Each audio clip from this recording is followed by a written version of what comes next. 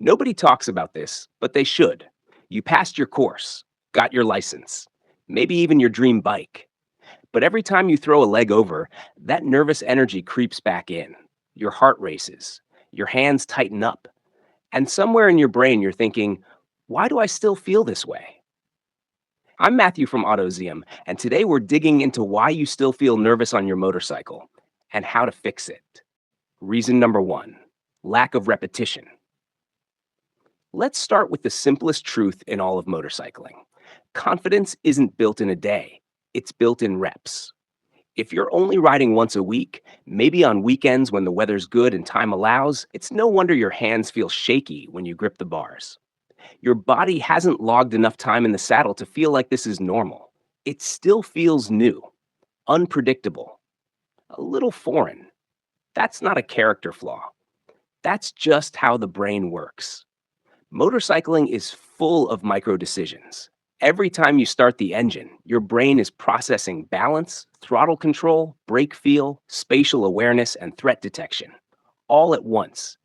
It's a cognitive overload when you're new, and your nervous system flags that as danger, not comfort. So it pumps the brakes, literally and figuratively, by giving you nerves. The cure?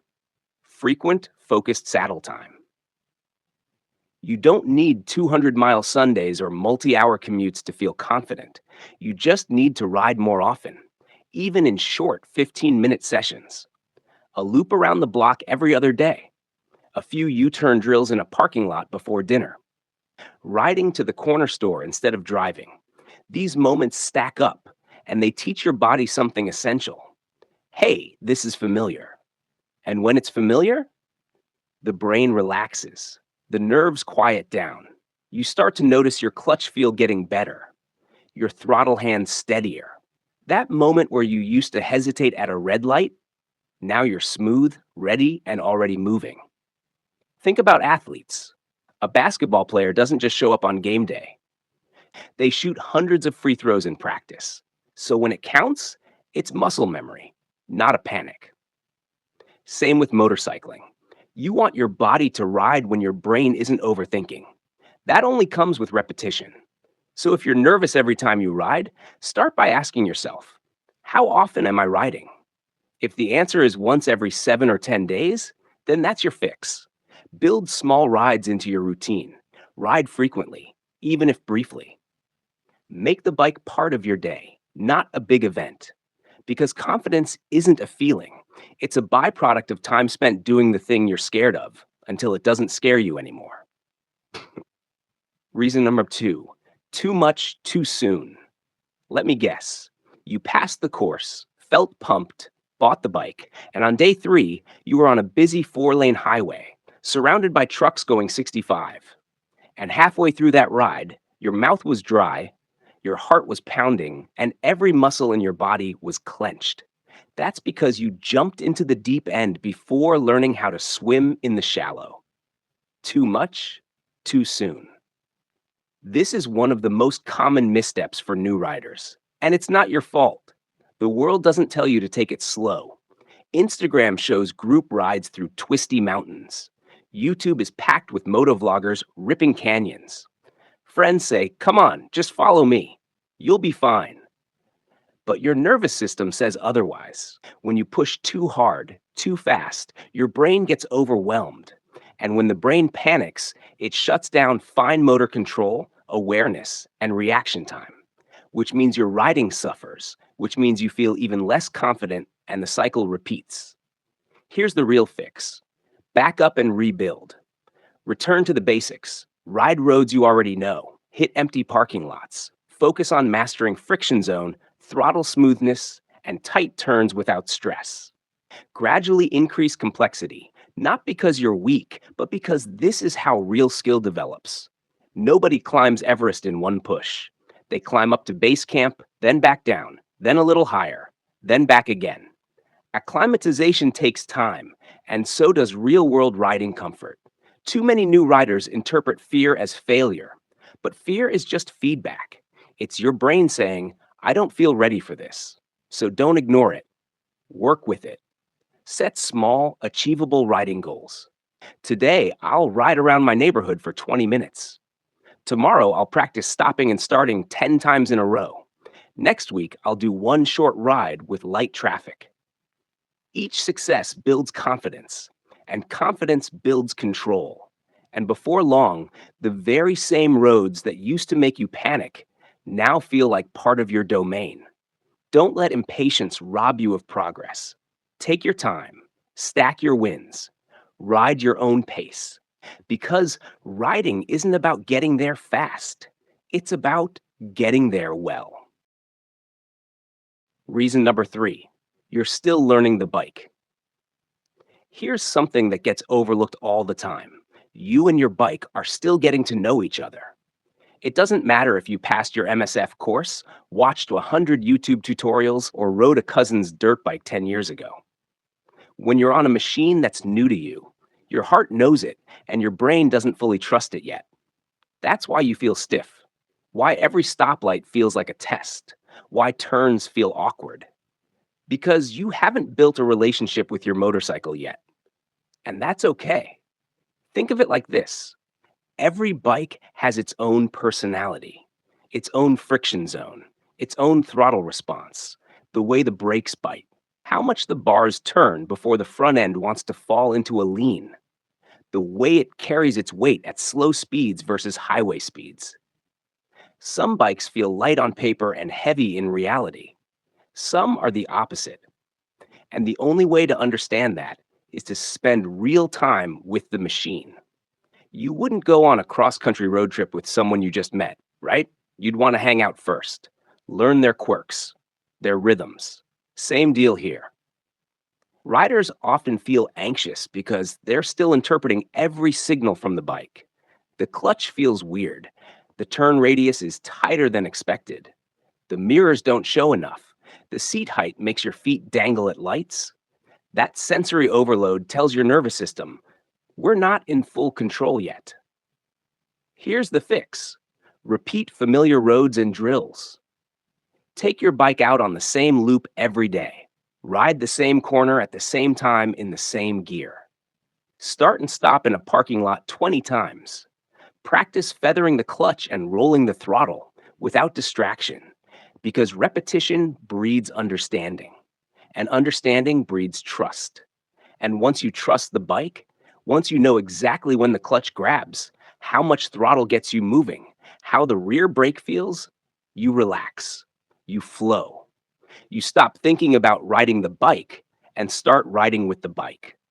That's when the nerves fade. So if you're feeling tense, ask yourself, do I really know this bike yet? If not, good news. That's just part of the journey. The more time you give it, the more natural it becomes.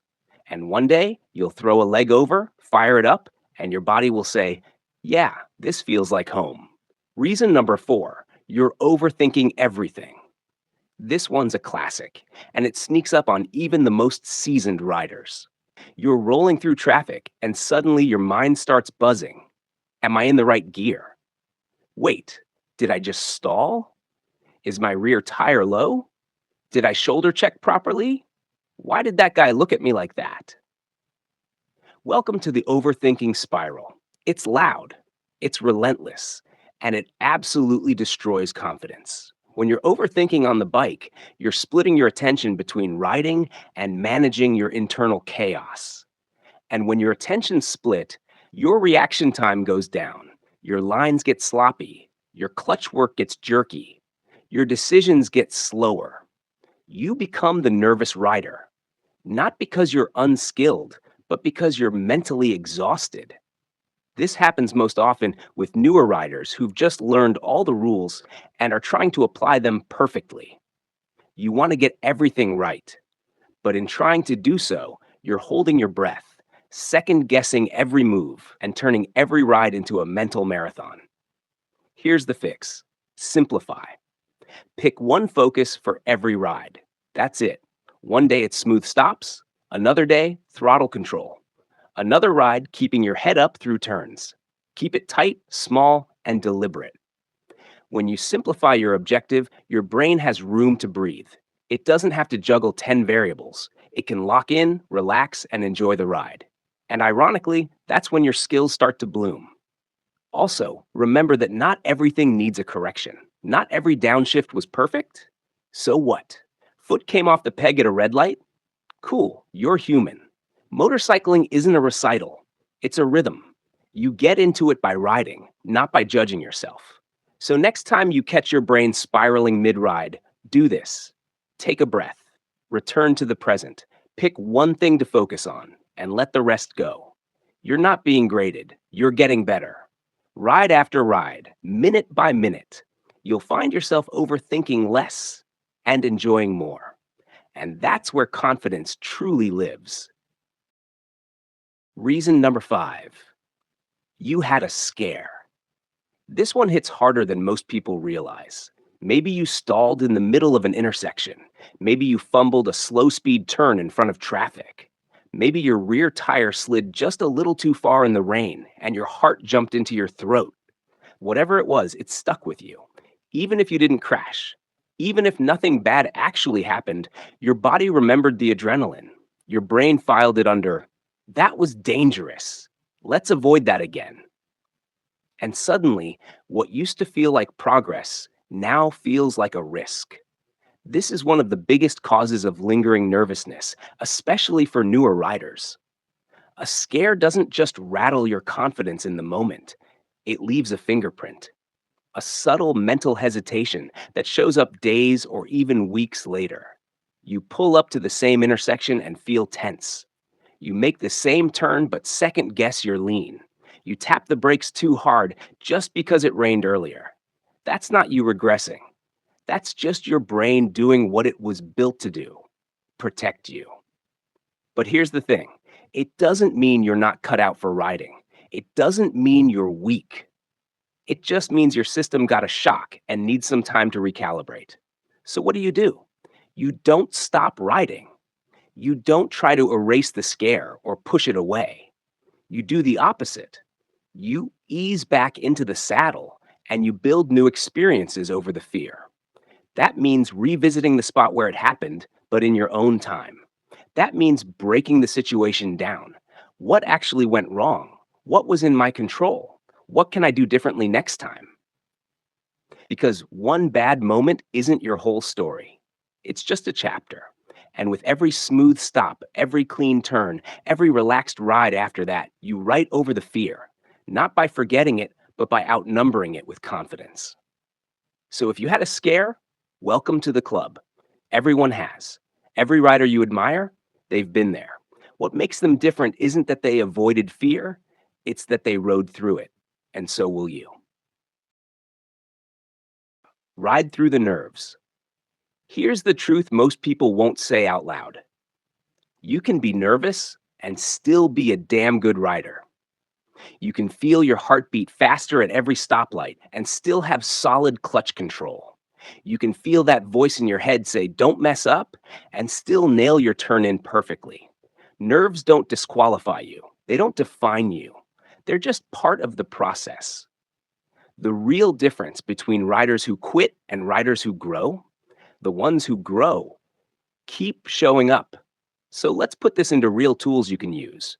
Ride often, even if it's just for 15 minutes around the neighborhood. Repetition is everything. Stick to familiar roads, especially on days when confidence is low. Your brain needs to relax to learn. Simplify your focus, one skill per ride. You're not here to master it all at once. Ride with chill people, ones who won't push your pace, judge your mistakes, or act like they were born on two wheels. Track your wins, not just your mileage. Track the smooth stop you made, the clean gear change, the moment you didn't hesitate. And lastly, breathe. Right before every ride, sit on the seat, take a breath, and remind yourself, I've got this. I'm learning. I belong here. Because you do. You're not an imposter. You're not behind. You're not too late or too slow or too nervous to do this. You're a rider in the making. And every mile, every lesson, every heartbeat of this journey, it's yours. So gear up. Take your time. Smile under the helmet. And know this, you're doing better than you think. I'm Matthew from Autozium. Ride smart. ride at your pace, and I'll see you out there.